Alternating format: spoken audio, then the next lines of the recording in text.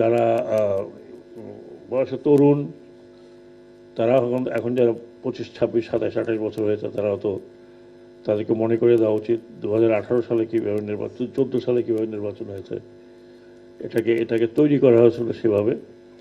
এবং সেই তৈরি করার পর 2018 সালে যে নির্বাচন হয়েছে এটা আরও ইউনিক, এবং তারপরে লাস্ট নির্বাচনটা হয়েছে তার চেয়ে তো ইউনিক।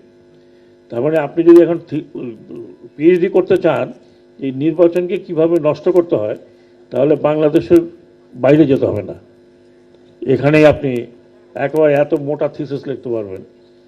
এবং আমি জানি না এই থিসিস কোত্থেকে আসছে, বাইরের থেকে আসছে না আমরা নিজেরাই উদ্ভাবন করেছি।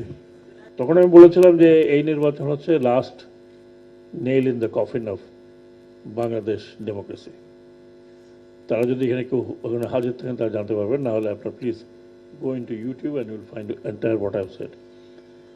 এবং আমি এটাও বলেছিলাম যারা এই নির্বাচনে যাবে তাদের আম ছালা দুটোই যাবে। এখন লোকে আমাকে জিজ্ঞেস করে যে আপনি এই কথাগুলো কিভাবে বলতে পারলেন, তো আমি বললাম যে I do not know, it is out of intuition. এখন আম ছালা গেছে কিনা আপনারা দেখেন। তো এই ধরনের নির্বাচন হলে এই দুটোই হবে, আম ছালাও যাবে আর আর গণতন্ত্রের কফিনে পেরেক মারা হবে। আর তার পরিণতি কি হবে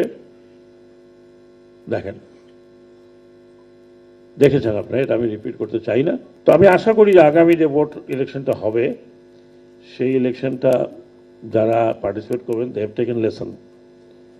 তারা নিশ্চয়ই এখান থেকে শিক্ষা নিয়েছে, যদি শিক্ষা না নিয়ে থাকেন তাহলে ইজ ভেরি আনফর্চুনেট। আর নির্বাচন হওয়ার বা নির্বাচনের ক্ষমতায় আসার পরে যা হয়েছে প্রত্যেকটি স্ট্রাকচার ধ্বংস করে গেছে।